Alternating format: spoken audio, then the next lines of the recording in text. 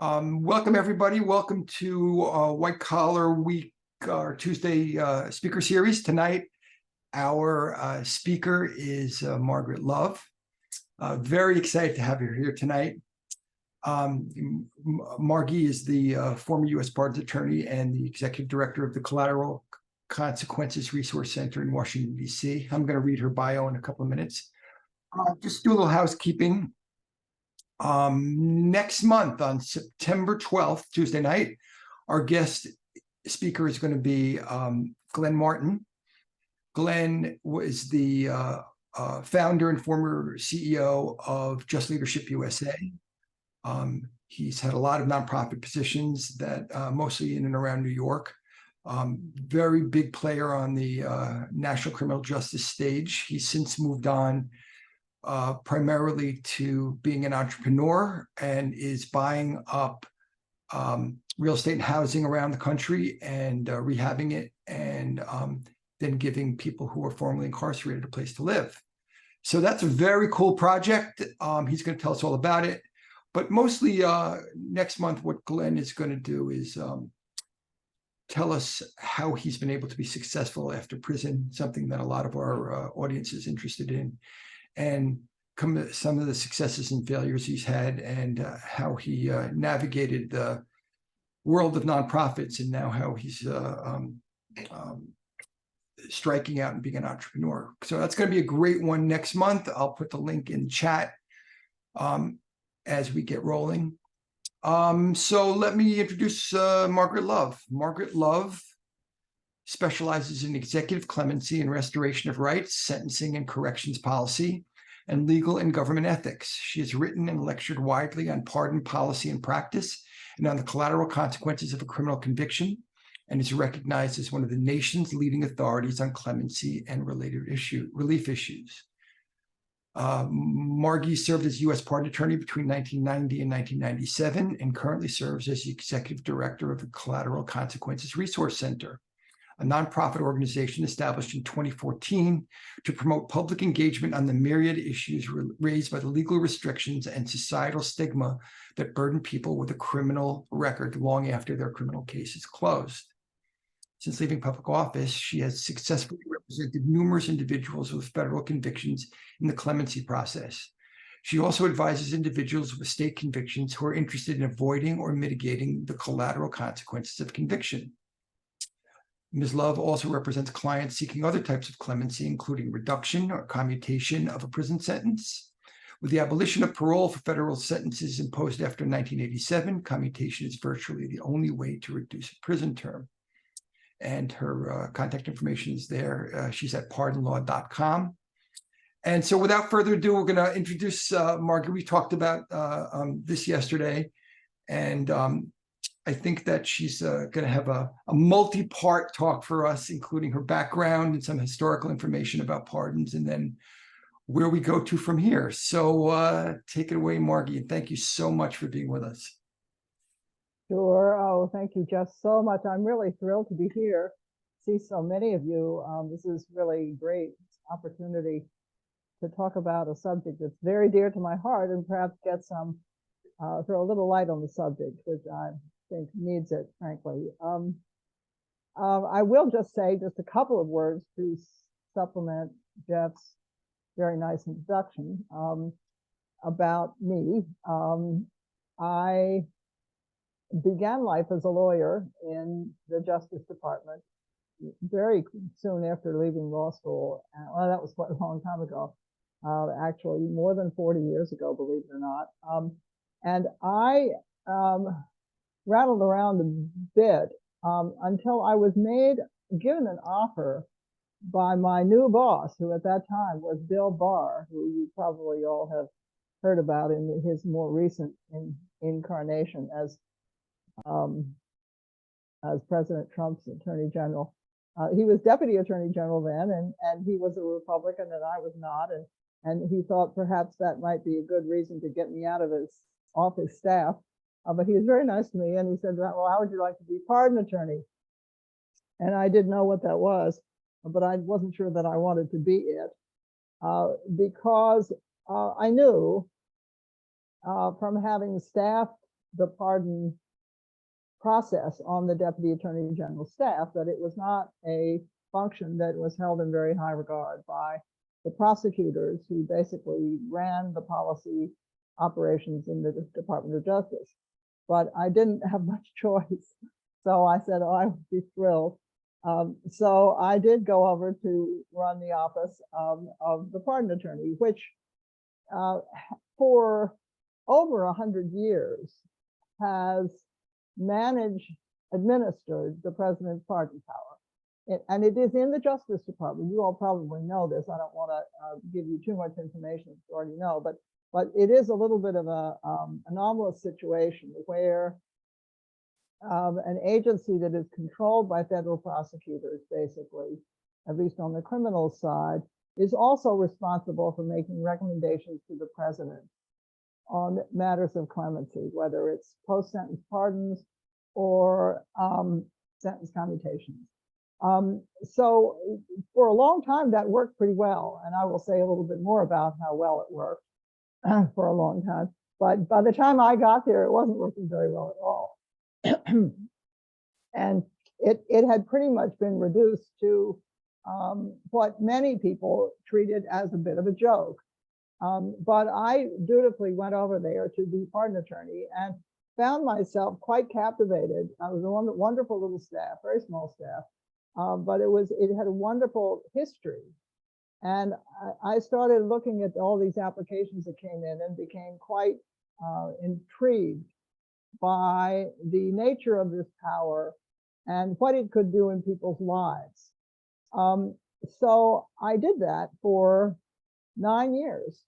And kind of, it was fine in the George W. Bush administration, but in Bill Clinton's administration, things got a little dicey, and I started feeling that I perhaps ought to advise my political superiors that we should be doing more to give recommendations to President Clinton, because he was surely going to want to do a lot of pardons at the end of his term.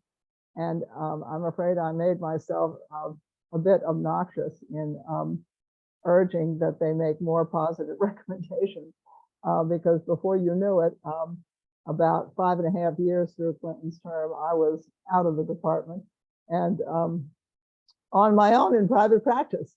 As it turned out, my concern about what President Clinton might do was well-founded, because he did want to do a lot of pardons at the end, and there was nothing for him because the Justice Department had basically stopped operating that program. This gets into a little bit of a history, and I'll get into a little more of that, but it's important for where the program is now. So for the past, 20-some years, I've had a practice. I said to someone I was going to take my show on the road, and I took my show on the road and represented applicants for pardon and for sentence commutation for a number of years. In recent years, I've done a little bit less of that work a lot less, as a matter of fact, and I'm hardly doing any at all now. Although I have a lot of clients who have pending applications in the department pardon attorney's office. The reason I will tell you, the reason that I'm doing so little of it in a few minutes, what I have been doing, which has been immensely more gratifying, about 9 years ago, I guess, a couple of colleagues and I started the Collateral Consequences Resource Center, which is a research and advocacy policy group that collects information about what's going on all over the country in different states about restoration of rights. I felt really quite privileged because we keep track at CCRC of all the different laws relating to restoration of rights, whether it's pardons or record clearing or occupational licensing laws or restoration of the franchise, things like that. There's been a real explosion of new laws. The states are really on the march, and it is an interestingly bipartisan area to be working in. It's one of the few that has those pleasures of being able to work across the aisle on various issues. And we have tried to keep track as best we can, written reports every year, other special interest reports on different issues, things like waiting periods, whether you have to pay off your court debt in order to be eligible for record sealing, how the pardon process in different states is functioning, whether you have to pay off court debt to vote, things like that. So we've written a lot of reports on that. And so that has been really very gratifying and very fun. And I invite, even though that's not the topic of this evening's talk, I invite you all to go to take a look at the Collateral Consequences Resource Center website, and particularly our Restoration of Rights Project, which is where we keep all of the state-related laws, and we have charts and maps and interesting looking things that make the legalese go down a little more smoothly. We've tried to make it a resource that is useful for lawyers as well as for people who do not have legal training. And we don't intend to make it a practice manual, of course, for lawyers, but we do hope to make it useful for the broadest possible population.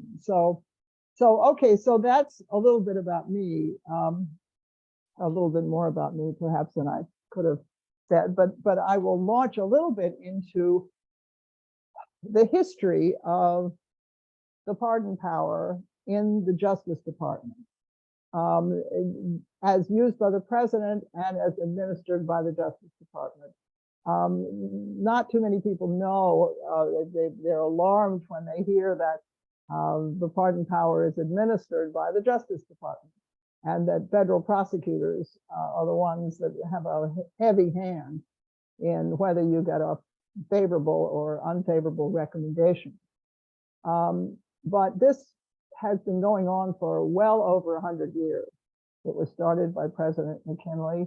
Actually, it was started by President Lincoln and his Attorney General.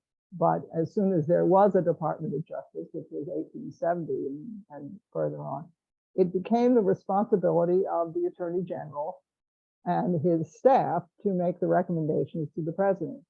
And if you look, interestingly, it's very interesting to me. My first training was as a historian, so I love to see how these things have developed over time. And on the pardon attorney's website, you can see in their statistical section, which go all the way back to the McKinley administration, that pardons, even though they were managed and to some extent controlled by prosecutors, there were a lot of pardons every year. And there was a substantial portion of the people who applied got pardoned or their sentence commuted.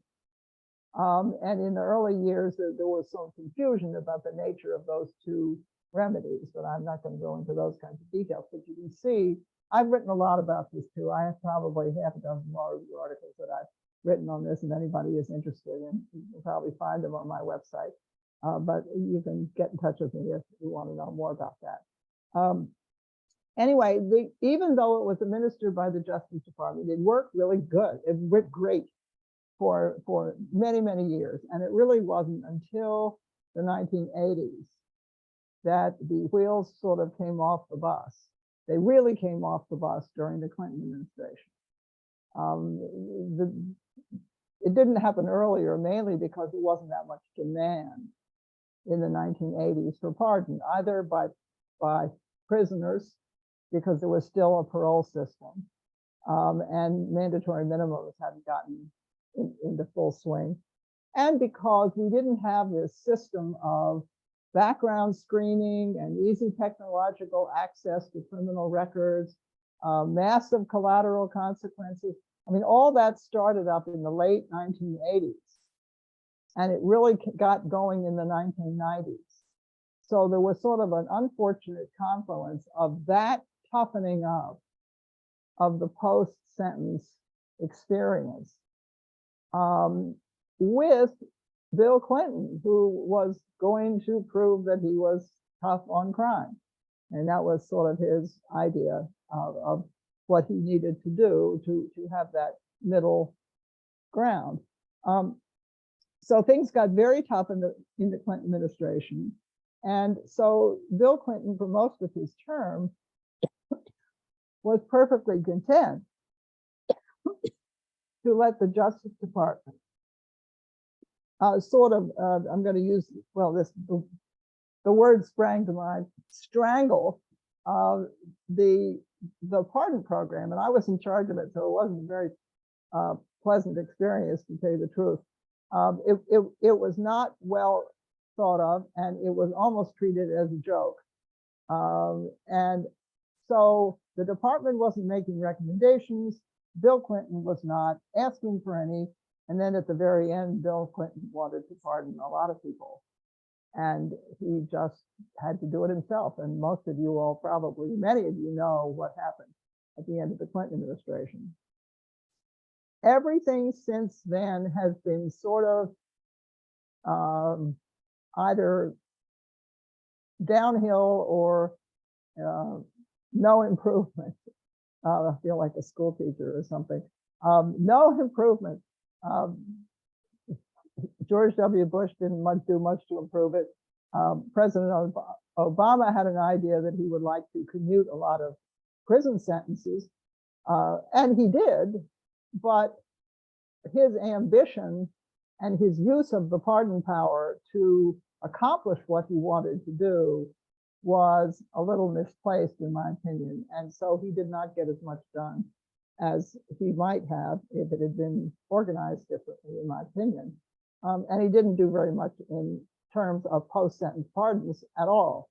In fact, a reporter in one of his final, actually was the press conference that just before his summer vacation in his final year, a reporter who I must say I used to talk to some, so he was, well, I will never admit that I put him up to this question, but he asked President Obama whether he knew whether he planned to do pardons. And of course, President Obama was thinking only of the sentence commutation.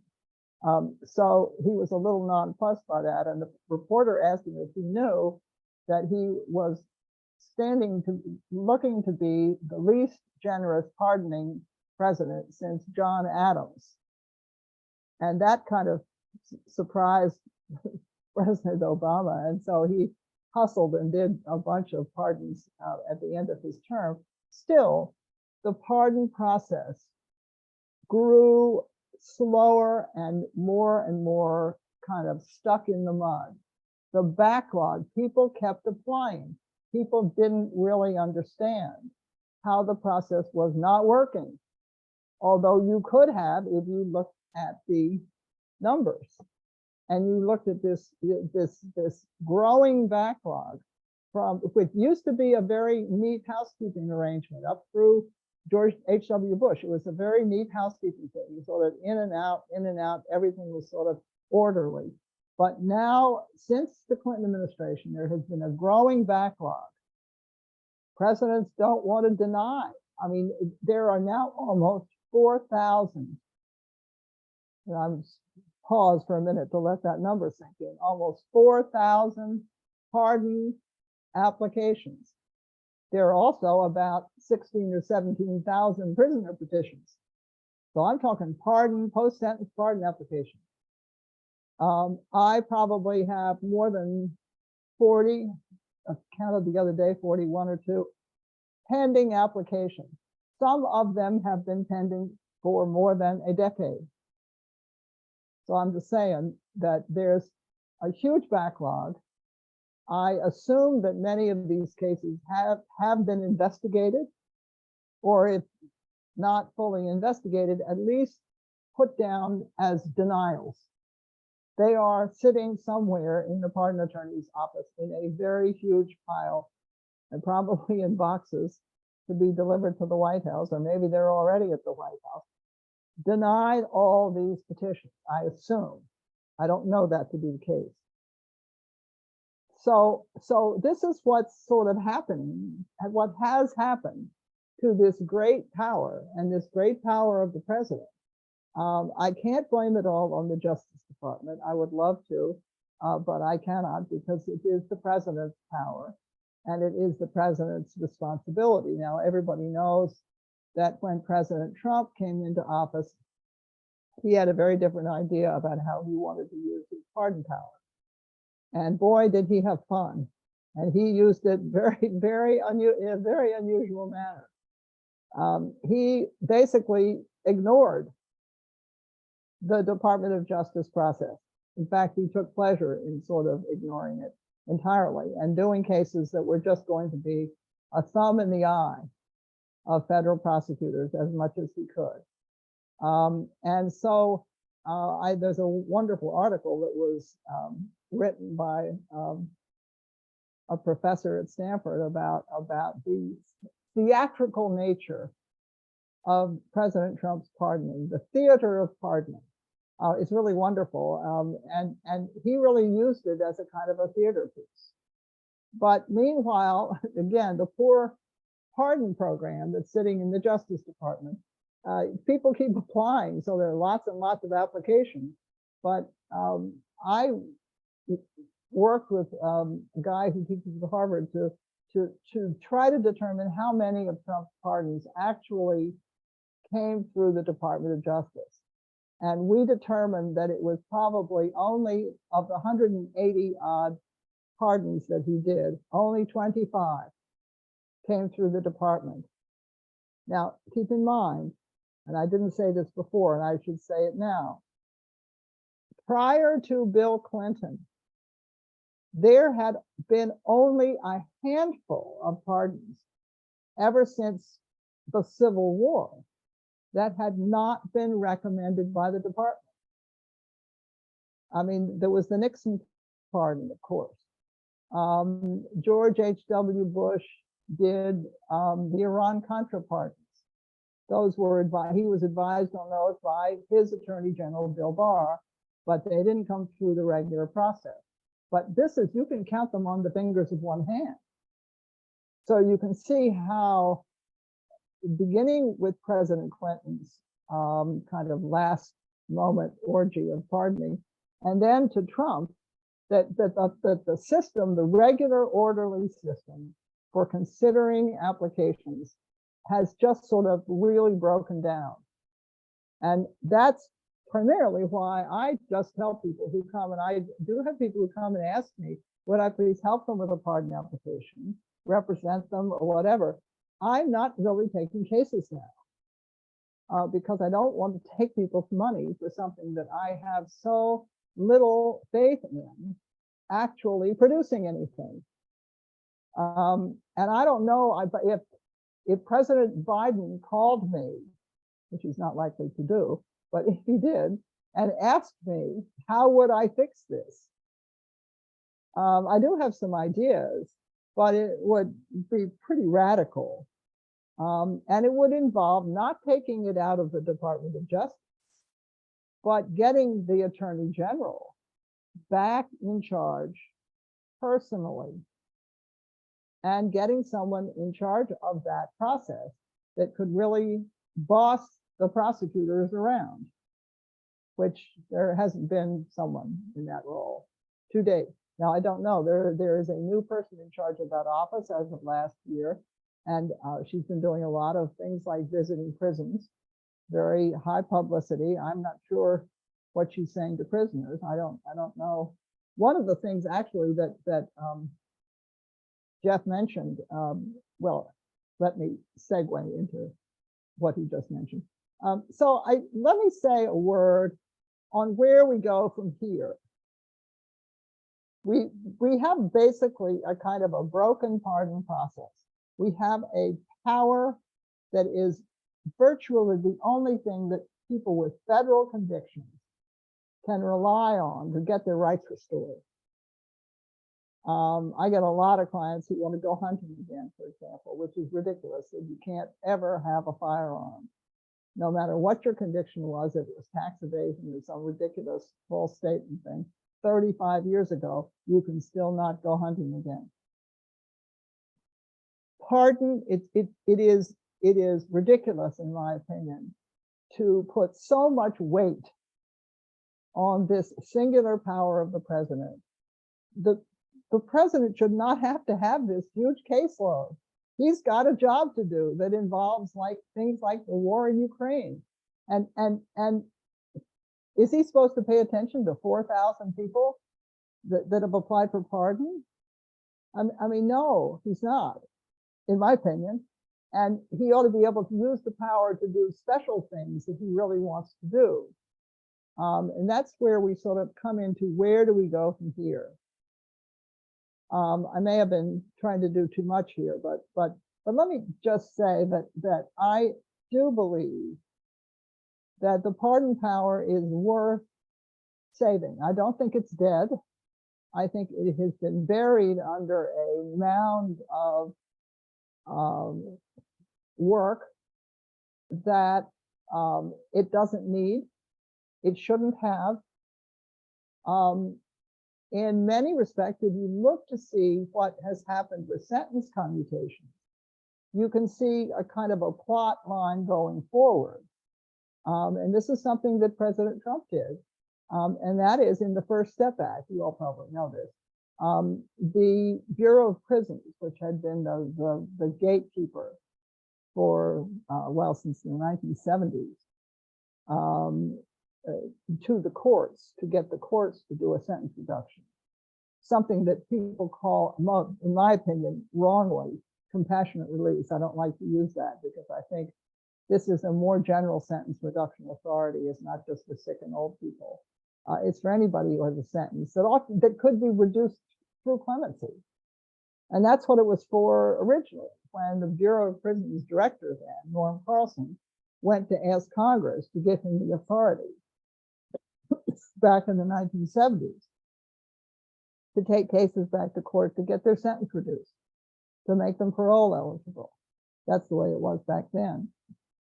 So President Trump was actually pressing him. If he knew what was in the First Step Act, probably Jared didn't tell him everything was in the First Step Act, but that prisoners can now file their own petitions in court and ask to have their sentence reduced.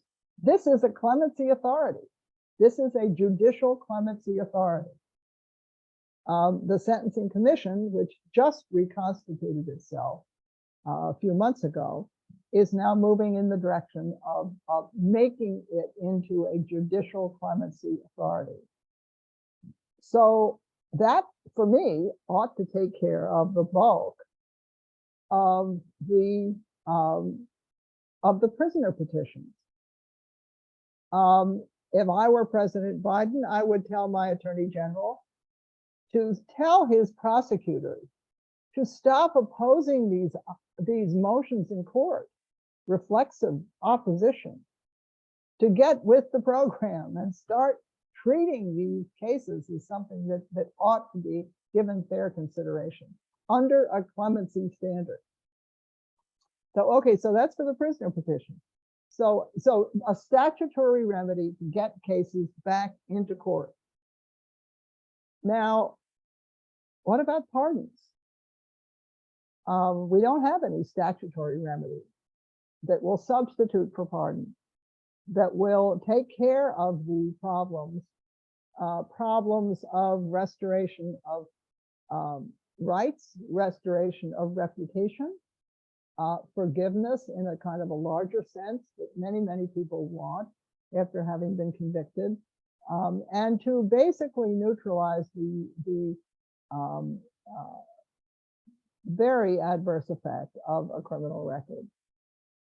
So what kind of statutory remedy could we devise that would be similar to the First Step Act, allowing prisoners to go back to their court to get their sentences reduced? Well, there are several. And if you look at, this is one of the things that makes the Collateral Consequences Resource Center work really fun for me, is that I can see 50 laboratories of democracy going strong in inventing all kinds of different ways that people with a criminal record can regain their rights and restore their dignity. Now, the most popular of these is record clearing, expungement, sealing.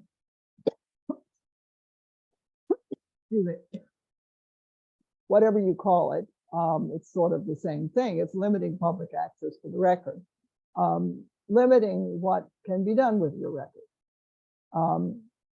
So that's one type of remedy.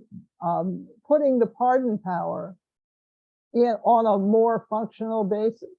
There are probably 14, 15 states that have a very functional pardon process, Connecticut being one of them, wherever my friend from Connecticut has gone. He's not in his picture anymore, but he'll talk to us, I hope, about Connecticut later.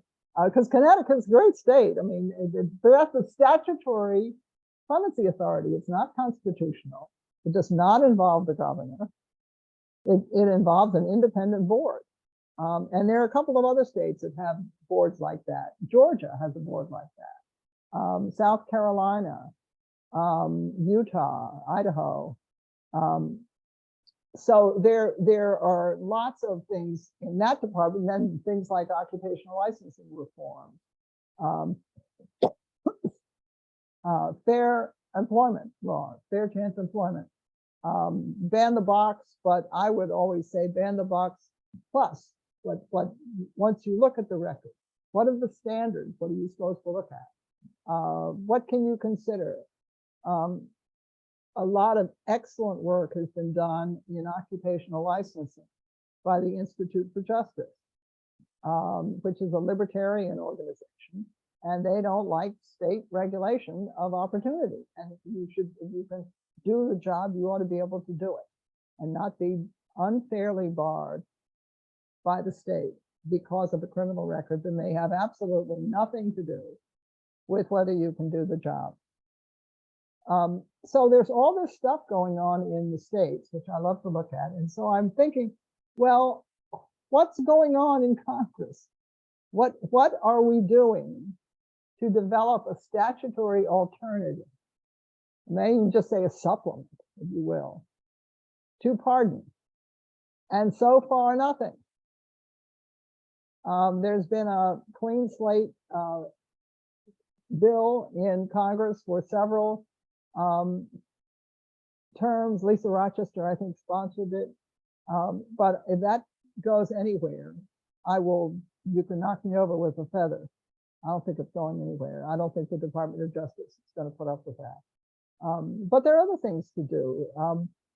There's last term, Sheldon Whitehouse and John Cornyn, two senators that are frequently opposed on criminal justice matters,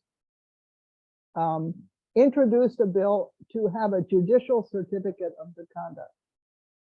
Now, I don't know what you want to call it, whether it's a judicial certificate of restoration of rights or rehabilitation or good conduct, but it's the court giving, it's sort of a judicial pardon. And the big national law reform organization, the American Law Institute, the Uniform Law Commission, the American Bar Association, all of them have endorsed this notion of a judicial certificate and of some sort that will relieve the legal disability and be a sign that you have in fact paid the price and that you are rehabilitated and you should no longer be treated as a second-class citizen. So I'm hoping that maybe we can persuade Senators Whitehouse and Cornyn to come back and do it again. It's not a perfect bill, but it could be improved, and it's a start. So for where we go from here, I mean, I am actually a little pessimistic about the pardon program. Pardoning has, in theory, always been random, unfair. That's its nature. Pardon is not justice. It's not supposed to be justice. Just in theory, it is not a just remedy. That's the law and justice. Pardoning, mercy, that kind of stuff, that's different. So we're never going to get a regular, dependable relief mechanism out of pardon, unless you have some kind of a statutory pardon system like Connecticut that really, frankly, is really pardon. It's more of a statutory administrative remedy that can be regular and can be accountable. So I am pessimistic. I mean, I'm hoping that maybe something will be done to do a few pardons. President Biden has done almost nothing so far.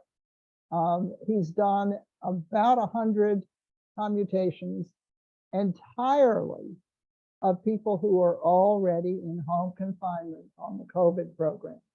And that's true. Every one of those commutations, with a handful of exceptions of people like Victor Bout, who were spies and had to be sent back to Russia or Venezuela or wherever they had been caught from. There's that little group.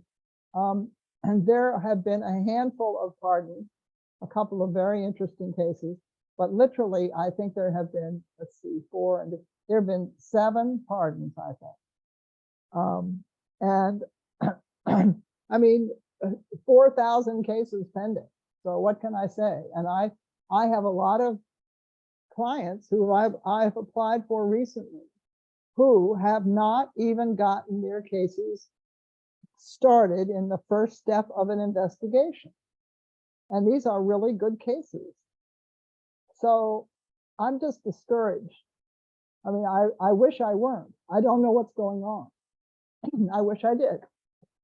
But that's always the nature of the pardon program. It's pretty much a black box, and that's the way it always has been. And it probably won't stop. But it is, I can see a little bit of what's going on just from what's happening to my clients' cases. So I prefer to look toward the courts and to see what we can do toward giving courts. I'm sure they don't want more authority, but too bad. You know, it's the job. More authority, the way the states have been giving courts authority to restore rights, or to do more of the kind of occupational licensing, fair chance employment type of regulating that could be tough and could have people. So, Jeff, I think I want to stop because I've talked a lot and covered, I think, a lot of ground, and I hope it made some sense. But I also hope that people will have some questions about it, and maybe how their own situation is touched by the fact that we don't have this historic remedy anymore. I'll just say one more tiny thing before I leave. And I think I did not say this before, and I should have. Historically, pardon was supposed to be a part of the criminal case. And it was for many, many years, for the first 100 years, really, of our history. You were supposed to, that was supposed to be the last step. You get arrested, charged, indicted, whatever, sentenced, convicted, sentenced. To serve your sentence, then you would come back to court. This is the model penal code approach, and get your sentence set aside, your conviction set aside. And pardon was supposed to have that same regular function as the last step in a criminal case, theoretically. So we've come a long, long way from there. But I think in thinking about it and thinking about how everybody who has been through the criminal law system is entitled to have this last step. They should. You cannot have someone sentenced to perpetual punishment. I don't know whether you all saw the Fifth Circuit panel opinion on the voting rights in Mississippi a couple of days ago. Perpetual punishment is what they called it. Disenfranchisement for life for conviction of certain felonies is perpetual punishment.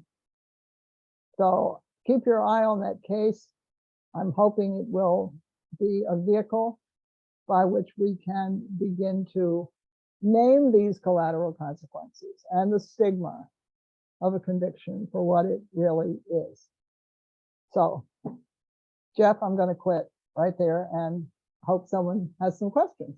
Marty, thank you so much for that that brilliant presentation. Thank you. If anyone would like to ask Margaret Love a question or share your experience with the group, please put your name in chat and I will call on you. We are going to start with Bill, then go to Drew, then go to Yehuda. Ms. Love, thank you so much. This is Bill, and I work with Jeff at the ministry. And one of the things that always struck me was that these, pardons and commutations are just become very political. And you touched on it a little bit, but do you think that there is a role for the Sentencing Commission in terms of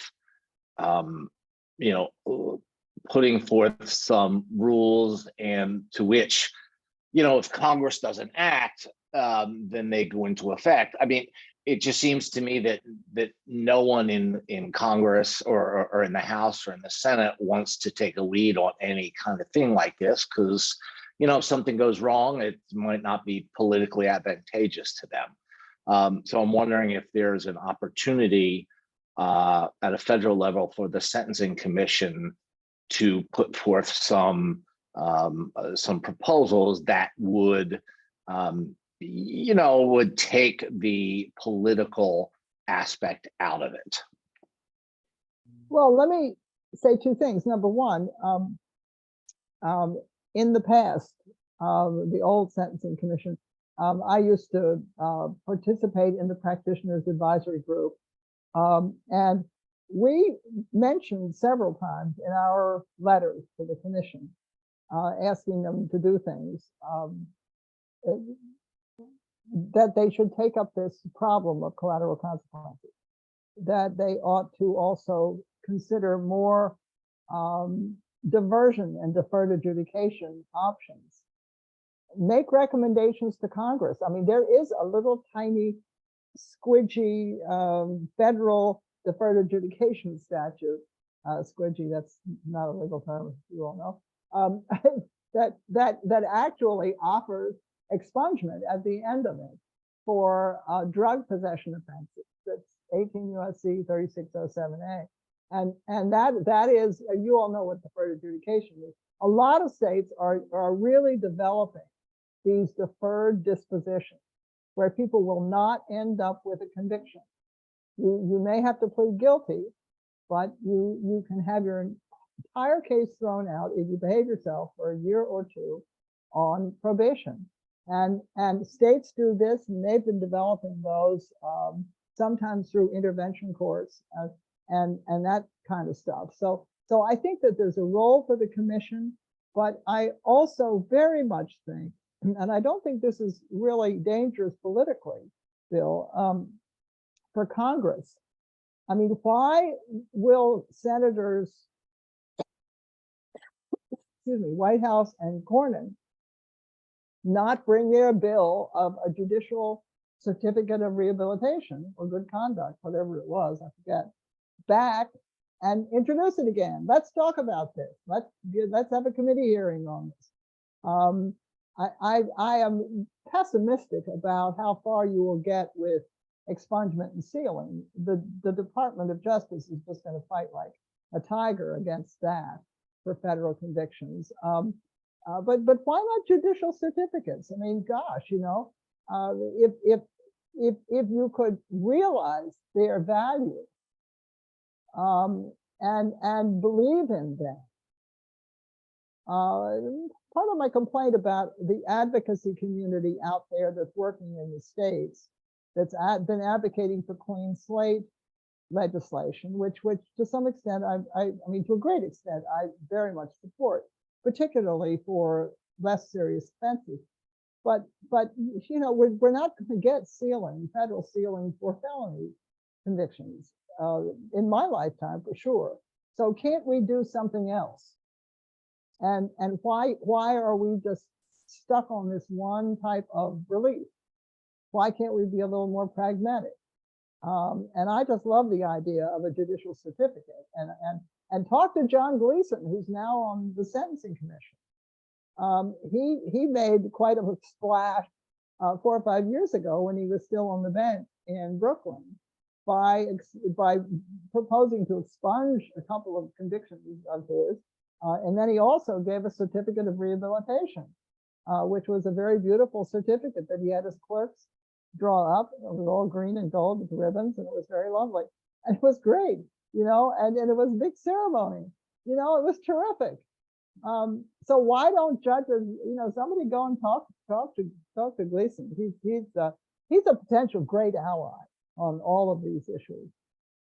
But I mean, I think he's been really trying to push the commission on the sentence reduction authority, the so-called compassionate release. And that's been something that's been his great theme in private practice since he left the bench. So that's what he's working on mostly, but he's a big supporter. So yes, I do see a role. This is a long answer, sorry. I do see a role for the Sentencing Commission, but I particularly think Congress needs to act. Thank you so much. Thank you, Bill, for your question. And by the way, Judge Gleason shows up at a lot of ABA conferences, and he's very accessible. So anyone who can— He's a cool guy. He really is. Very cool guy. Anyone who can find their way there, please just corner him and talk to him.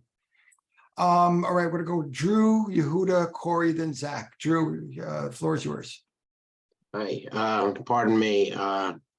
See what I did there? Bet you never heard that one before, huh? Now, I wanted to ask one thing. I don't know whether I missed this. I stepped away for about 2 minutes, but back to the 101 level of pardoning. I have just 2 questions for you. One, back to the 101 level of pardoning. Does it eliminate the actual the fact that the crime was the conviction was made? I mean, you say, and the few people who actually do get pardoned, I mean, what status do they actually have? Yeah, good question. No, it does not eliminate the conviction. No, it doesn't even expunge the record or seal it. It is truly a forgiveness.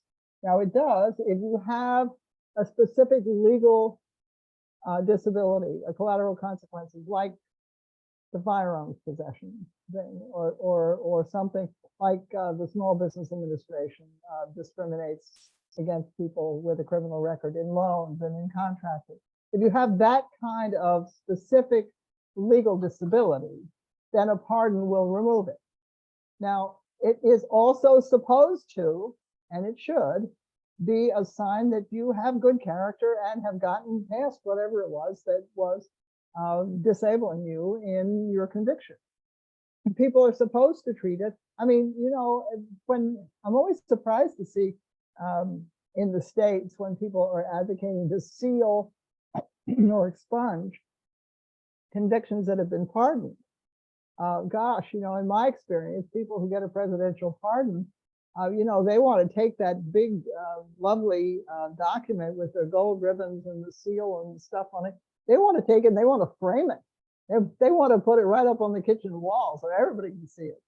So they're not interested in expunging anything. So that's a long answer again to your question, but that's supposed to be what it does. It does not say you did not do the crime. And people, frequently I will get people who want to apply for a pardon, and they said, really, I really didn't do anything wrong. My prosecution was a mistake. It was wrong. It should never have happened. And what I tell them, because of what I know about the process, I say, no, we're not going down that road. Because don't forget, maybe in the Trump administration that would work, probably did, in fact, but not ordinarily, because you're going back to the Department of Justice, and it's a rare case where you can get the department to confess that they should not have prosecuted you, or that they sentenced you to too long a term or this and that. That was the second part of the question. It Yeah. seems counterintuitive that you would want to keep the Department of Justice involved in that process when they're the ones that initiated and No, I hear what you're saying, and people have been saying that, but I'm just telling you, they took that role on in 1870. And for 110, 115 years, it worked great. And they informed each other. So it was a respectable part of the Justice Department's role and job. And the prosecutors knew that. I'm not talking about current day prosecutors, please believe me. You know, I was there in the 80s and 90s. So I'm not talking about what's been going on recently, but it wasn't like that originally. It does not have to be like that. And I've written about this. God, I'm starting to get on my soapbox. I apologize. It doesn't have to be like that. If the Attorney General got everybody in the Great Hall the way Dick Thornburg used to do, lock the door and give them a lecture and tell them to go out there. And if anybody was caught not, you know, playing by some other rule book, they were done. Thornburg was a tough guy, man. I worked for him. And so, you know, you just tell people, give them their marching orders. And if they don't like it, they can leave the job. See, I should be Attorney General, right? thank you. Thank you. Thank you, Drew. Up next is Yehuda. You're on mute. Can you hear me? Yes. Okay, so you've answered a lot of the things I wanted to ask. So thank you for doing a wonderful presentation. It's a question on everyone. Those things are on everyone's minds. I have a very okay. So there's a couple of things I wanted to ask. First of all, it's pretty, with all due respect, it's pretty discouraging seeing that there's, you know, things are not really moving in the right direction, and it doesn't look like it's, you know, it's, even if something is happening, it's going to take forever. I was convicted of a felony. I got 3 years probation. I happened to be a rabbi of a congregation. I was committed for wire fraud, something involved in the donation process.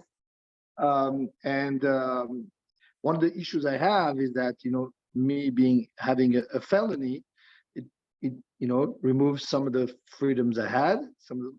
And one of the issues I have is that, you know, with anti-Semitism on the rise, they're recommending rabbis or leaders of congregation to carry a weapon. No, Yehuda, don't do that. Can you hear me? Yeah.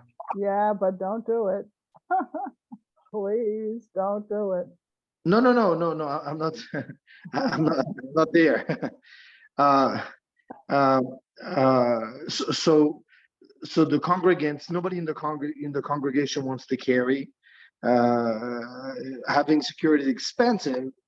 Is there something that could be done to, like, down the line, being able to do something? That are things going to change? I'll tell you what you could do. That, oh, no, wait, now here's, hang on a minute. It's a federal. No. I know. No. I'm just trying to remember if I'm going to be right when I give you this. I don't believe that the ban on the Federal Firearms Act ban on people with a conviction. Oh God, no, I'm going to get this wrong. I have to go and look. I was about to say it doesn't apply to military. No, I know it doesn't apply to military. It may not apply to law enforcement. And so I'm just thinking you could get yourself deputized. That's a possibility. Was that? I'm not giving you a legal opinion, please. But I'm just thinking that I don't know any other way around it. There is no way around. There's no alternative. There used to be a way that you could go to ATF and get your firearms rights back. But in the early 1990s, Congress got annoyed at ATF because they were giving gun rights back left and right to anybody. And there were a lot of bad episodes with 7-Eleven holdups and stuff. And they said, stop, no more. You can't do it. And they took the money away from ATF and said, you can't restore it. So that, since 1991, that alternative statutory relief mechanism has been closed. Now, I don't know, somebody may want to try to reopen it, but it's closed now. So So not- anybody with a federal felony conviction cannot get near a gun. So don't do that. And I have no idea whether the little thing about being a deputized law enforcement officer is right or not. It probably is not right. But anyway, that's all I can think of. Gotcha. And one last thing, that's probably a silly question, but even in the wildest dreams where somebody does get a pardon, I understood from what you explained that it doesn't remove your criminal history. Is that correct? That's correct. It's It's just a a little bit. forgiveness. It's a forgiveness.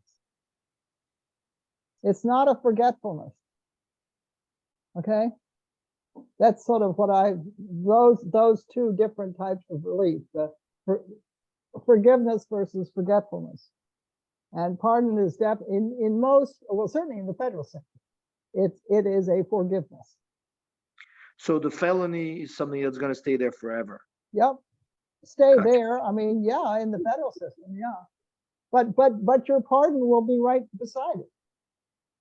If you say stay there in terms of being on your record, if that's the there you're talking about, yeah, but the pardon will be there too. Thank you. Thank you very much. Thank you, Yehuda. Corey. You're on mute, Corey. Hi, good evening. Attorney Love, thanks for that great presentation. I wanted to hear your thoughts about, you kind of talked about it a little bit with the Sentencing Commission, Judicial, how the judiciary could have an impact on the pardon process. One of the issues I think, obviously, that is problematic with the presidential pardon process, that the state of Connecticut, where I do pardon applications for people for state convictions, don't have, is that they have a non-political board.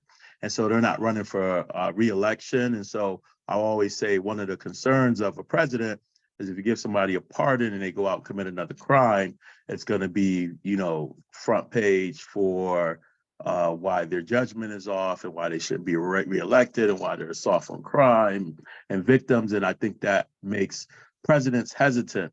Do you see, if obviously it would require a constitutional amendment, the way the pardon powers are written into our Constitution, but do you see like a sort of like a appointed board, like what Connecticut does, as like a remedy to help move more pardons along? I don't think you need to have a constitutional amendment, Corey. You can create it by statute. I mean, it's created by statute in Connecticut. Connecticut is actually the only state where pardon is not in the Constitution. It's a statutory remedy, and you leave the president alone. Let him, he may want to use. He needs to send Victor Bout back to Russia or whatever it was. And he needs to have a pardon power that he can use in extraordinary circumstances where he really needs to do something or wants to make a statement from his bully pulpit or whatever. But yes, you're right. Congress can create a board that looks like the Connecticut Board of Pardons. That's not the only state that's like that. Georgia took the pardon power. See, Connecticut never gave it. Never had the pardon power in the government. Georgia did, but Georgia's governor got into hot water in the 1940s and was giving pardons around here, hither, and yon. And they made a constitutional amendment and took it away from the governor and put it in this board and made it. And so they have a constitutional pardon board in Georgia. That's one of the things they've been talking about this indictment that we think is going to come down fairly soon by Fani Willis, that there's no way that the governor of Georgia is going to have any role at all in pardoning former President Trump, because it's the board that's got all the power. So they took it entirely away from their governor. Now, we don't have to do that. If we want to have a board like Connecticut's board, Corey, just get somebody's ear in Congress. I would think if I were the president, I would welcome that. Why does he need all this crapola on his plate? I mean, 4,000 pardon petitions, come on. He just looks bad. If somebody looks at that, they say, geez, you know, you really got a sloppy house, you know, terrible. So I would think the president would be thrilled to have an alternative remedy. He doesn't want to have a board that's going to tell him what to do, but he can have a statutory board. I mean, all these I mean, there are a few collateral consequences that are constitutional. I don't think there are any in the federal constitution. Some state constitutions have collateral consequences, like voting and holding office, that kind of stuff. But there's no reason you can't do this by statute. Boy, if we could all get together, if we could get a movement together to create I don't know whether you want to call it a pardon board, that gets kind of in your face, but call it something else and create a board that would do this. It would be great. It really would be great. You can have it as a part of the judiciary, and you can have retired judges who right now they just go and be arbitrators or something. So make them, if they want to go senior or something, tell them they have to spend 3 years on this judicial pardon board. Attorney Love, how do you square that though with the Constitution saying the president has the, you know, the sole authority to? It doesn't say anything about sole authority. Okay, I just made that up. You did, and it's not right. It's not right. Corey, all it says is that he has the power. Okay. So you don't have to mess with his power. Just leave him alone. Let him do what he wants to do, which is like right now is not very much, which is fine. So you're saying there's nothing in the Constitution that says, in addition to the presidential powers, that some other legally created entity Absolutely not. could have the power too. Absolutely not. There's not. Now, I will tell you that there's been a couple of weird Supreme Court decisions. One from, oh gosh, was it Nevada, I think, that said that you couldn't create some statutory remedy because it interfered with the governor's pardoning power or something. But that's really strange and not right. I don't see any possible impediment to creating a board that would have the power to restore rights, grant certificates of good conduct and rehabilitation, call it a pardon if you wish. I mean, I think I probably wouldn't call it a pardon because I'm not even sure I know what that would mean. I mean, there's some confusion as to what a presidential pardon is. Most people don't know. They think it maybe makes things go away. A lot of people come to me and they want to be represented because they want a pardon so their conviction will go away. It doesn't go away, it's still there. And so I mean, gosh, you know, if this thing isn't working, and I don't know why somebody hasn't thought about this before, if this is not working and you can't make it work, and we've had 40 years to try to make it work and it's gotten worse and worse, just I mean, that's the definition of crazy, right? When you keep trying to do something, make something work that isn't working, doesn't want to work. No, turn somewhere else. Figure out another way. I mean, gosh, you know, look at all you folks here. All you smart guys and gals have got so much of a stake in this issue and in this process. And most people don't. And most people don't care unless they have a family member or something. I mean, you all care. And boy, you know, if we could get a movement going, and don't worry too much about this clean slate expungement stuff. That's not going to fly in the federal system. That's just really hard. And you're just going to make things difficult for yourself doing that. You take the Connecticut model. Now Connecticut, in fact, when you get a pardon in Connecticut, you do get it erased, what they call it in Connecticut. But you know, figure out something that's not going to be obnoxious, but is going to do what you want to do what presidential pardons do. It won't have all the gold ribbons, or maybe you can make it. Look at what Gleason did with his certificate of rehabilitation. It was absolutely gorgeous. I've got a picture of it. If anybody wants to see it, I've got a picture of it. Really cool. Yeah, I mean, and that looks great. Tell people that they have done really well. They've gotten their lives back together again. They've turned I mean, I have some clients that got a really, really rocky start in life and were headed down the wrong path for sure. And somehow, sometimes through a federal conviction, they just got caught up short and changed their lives. And they're wonderful stories, wonderful success stories. I mean, I always used to talk when I was pardon attorney, trying to persuade the prosecutors, listen, this is good news stuff. Why don't you want to do this?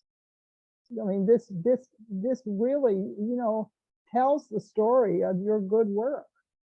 What's the problem? Yeah, well, I didn't get very far. Nobody bought that. Unfortunately, one of the people I worked for at the time was Merrick Garland, who is now Attorney General. So I don't know what Merrick thinks about pardons. I haven't talked to him recently. So I'd try to find some allies in Congress. Honest to goodness, I would. I think you would find it a very interesting bipartisan coalition that would be in support of something like this. Thank you. Bipartisan, I'm just saying bipartisan. That's the deal. Thank you for your question, Corey. All right, we're going to take 4 more questions and then we'll wrap it up. Zach, Julie, Carolyn, and Jason. Zach, you're up. Okay, let me just come back here. Thank you, Margaret. I've referred people to the Collateral Consequences Center on several occasions for information. Myself and some other people at one point started an organization called What's Next Washington. I live in Washington State. Susan Mason, you may have met her or heard of her at some point, had federal convictions. I do not. And I'm very fortunate that I've had my convictions vacated. And I'm part of a group that's pushing for automatic sealing of records so that there's no surprises when you fly to England thinking everything's great.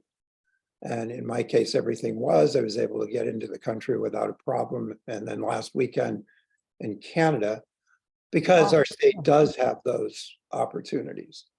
But I would also say that my attorney, when I was going through the pre-trial, post-arrest, the federal attorney for the Western District was very interested in having me for breakfast. And fortunately, I did not commit the wire fraud that he was hoping that I did. And through the valiant efforts of Cyrus Vance Jr., who was my attorney at the time, and some $75,000, I was able to keep it in Washington state courts and only had to spend 2 years behind bars. That said, I have approached our Congress representatives here for the 10th District in Western Washington about changing the process at the federal level to allow good people to have a second opportunity. And it was met with a blank stare. There's no political will for it. Because as my congressperson said, the first time something goes wrong, it's coming back to bite me in the butt. Why would it bite her? Because she'd be a co-sponsor or would have signed the a bill, but have something's not supported going to go wrong with the bill.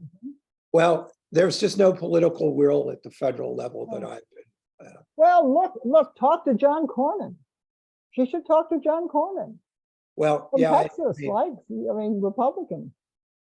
well, I'm all for it, and I'm not debating it. They have a good system in Washington. Washington's law, by the way, comes straight out of the old model penal code, 1962, and that vacatur relief. California used to have it too. Arizona still has it. It's a set aside type thing, and it's a very interesting kind of a remedy. It never used to have a record sealing aspect of it, but in recent years, New Hampshire has it too. It's come to, people have come to feel that they really have to have the record sealed as well, and that's fine. Right?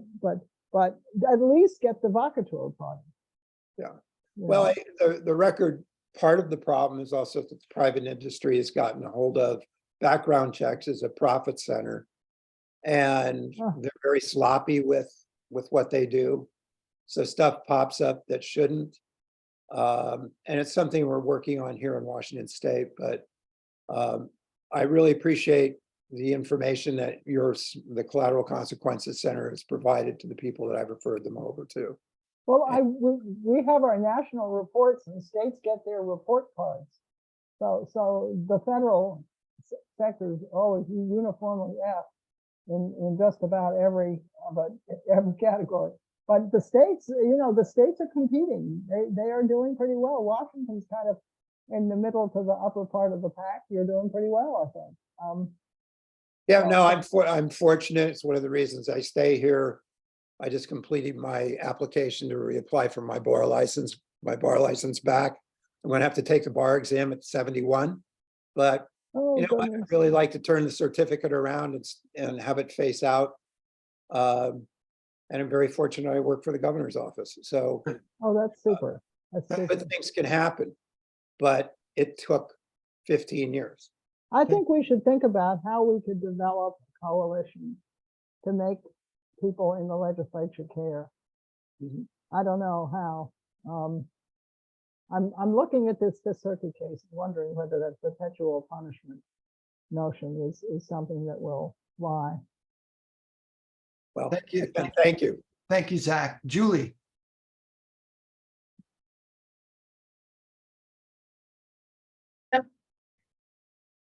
Hello. Hi. Thank you, Margaret. I really enjoyed your presentation and learning a lot. I just have two somewhat short questions. The first is on updates. I mean, you send in your commutation application or your pardon application, and then you don't hear anything for years. Yeah.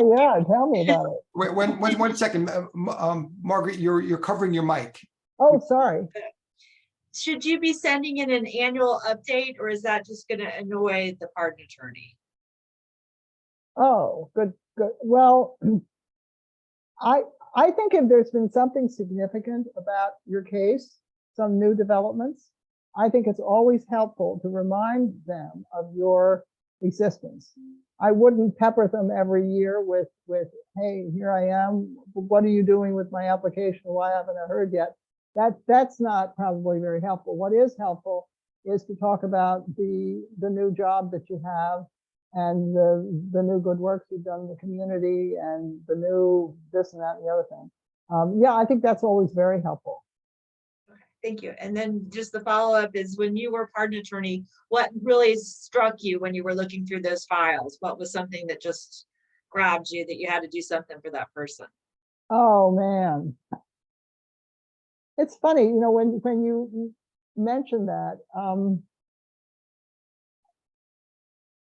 let me think. Oh, there were a couple things. One thing is that I remember people who had applied a couple of times and who had been turned down. And then they came back for a second or even a third time. And they really wanted this relief. And they were perfectly good cases. Nothing particularly stood out in terms of great good works or something like that. But that always impressed me, of how much people wanted things.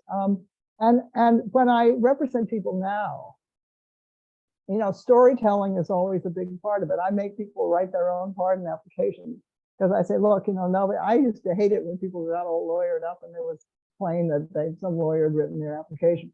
And so, I'll help them, and particularly if they don't write very well, I have to really doctor it up severely. But tell your story. And telling a story without blaming other people, with sort of understanding what happened. And remind, I know a lot of people have bad stories about being treated badly by their Justice Department. And a lot of people were treated badly, but there's no percentage in coming in with that approach to the Justice Department, because it's not going to fly. So you have to figure out some other kind of, now, if you can get the judge, if you get the sentencing transcript, I always try to get the transcript. They never get that in the pardon attorney's office, but I will always try to get it from a client. If the judge said anything nice or helpful or mitigating or anything, that's always really helpful to put in when you're describing the offense. Yeah, I mean, there's no one particular thing that I can think of. I mean, but there definitely were cases that really appealed to me, and I always like to look at every one of them. My lawyers used to get annoyed because I used to sign all the letters, and because I wanted to see what they were doing. They didn't, you know, I don't know. It wasn't that much work, you know, and so yeah, it was fun. I loved that job. It was a great job, and I liked it a little too much, I think, really, because I kind of took it a little too seriously, and that was kind of not what I was supposed to be doing. Well, I hope you get to be Attorney General soon. Oh, So well, yeah, well, definitely I think support that's, that. yeah, well, that's, I'm almost as old as Joe Biden, so that's not gonna help. Thank Thank you. you. Julie. All right, two more. Carolyn, if you want to ask a question, then Jason, and then we'll wrap it up. Terrific. Thank you, Jeff. So thank you for the presentation. I'm representing somebody on death row who is severely cognitively impaired. And I'm wondering what traction you're seeing. Are all 4,000 of those pending applications? You know, this is going to be obviously for clemency. Are all of them with people with cognitive impairments? No. Those, we're talking about post-sentence pardon cases for the 4,000. Okay. There's another group of cases that I haven't really been talking about, which are the prisoner petitions. Now, capital cases are handled differently, and there are not that many federal. Well, I guess there are now, unfortunately, that many federal capital cases. My daughter does capital clemency. She does habeas work for the federal defenders, and so I know a little bit about, or I know quite a bit, and I knew more, but what we're talking about tonight doesn't really have anything to do with that subject. But I would say to you that I think a number of the prisoners, people who are in federal prison, not a lot, but there are undoubtedly some, and not necessarily people on death row, have cognitive impairments. I'm sure. We used to get some funny petitions from people that really kind of revealed that they were not playing with an entirely full deck. Yeah. But that's a different issue, I guess, also. All right. Well, thank you. And I will add one comment, which is in the 90s, when I was an associate, I got somebody back the right to bear arms. Let's put it that way. Yes. So yes. That was in the looser standards. The looser ATF standards, probably. Correct. Did you get it through a pardon or through the ATF process? Through a pardon. Oh, really? Okay. Yeah. It was kind of amazing. And apparently you can use black powder, which I never quite understood. Yes, you can. You can use a muzzle loader, anything that doesn't have bullets in it. Yes, that's right. Yeah. So it just seems crazy to me. Use a bow and arrow and all kinds of other terrible uses. But thank you very much, Margaret. I appreciate it. Thank you. Sure, thank you. Thank you, Carolyn, for your question. Last question is Jason, then we will wrap it up. Jason. Hey, Margaret. I was actually advised by my attorney to speak with you guys today. It seems like you're very knowledgeable on this field. Before we start, I just want to say I heard, now I'm not a lawyer or anything, I'm not nearly as knowledgeable as you are, but I heard in the Third Circuit, they are restoring firearm rights to nonviolent offenses federally. I'm not sure if that's true, but that doesn't affect me because I'm in the Ninth Circuit. It's true a little bit. But they've been doing that for a while. The Third Circuit has had this interpretation of the Second Amendment. that has allowed it to restore firearms rights based on Second Amendment grounds to people with really, really minor convictions. I think everybody has been has had a state conviction that has been part of that Third Circuit. I haven't looked at the most recent. You're right, there was a very recent Third Circuit decision, but there were a couple of Third Circuit decisions, including a very huge en banc with about 4 different opinions about 4 years ago. But I think the Third Circuit's the only one that has done that. Gotcha. I had some other questions regarding this process. I know you answered actually a lot of my questions by answering some other previous people's questions, but usually for things like this, how long does it take, or how long should we wait after a sentence is served and whatnot? Like, because there is no definitive outline, right? So say if someone No, comes to you as a client, right? What's there's their, an, look, there's an eligibility waiting period, Jason. 5 years. And 5 years in the community, it's a pretty good. I mean, you don't have to serve your whole sentence or anything else. However, if you look at the cases that have been granted, you will see that most of them have been out for considerably longer than that. And some have been out for a really, really long time. Like convictions from the 1960s, you believe that one? Who are still around, they're mostly these liquor violations, which is really kind of funny.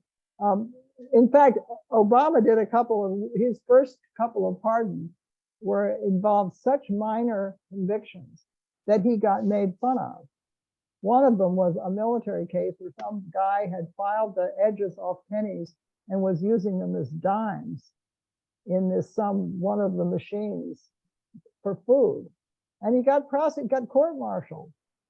And so he applied for a pardon and he got pardoned. And so everybody thinks that's hilarious. This great presidential power is being used on a case like that.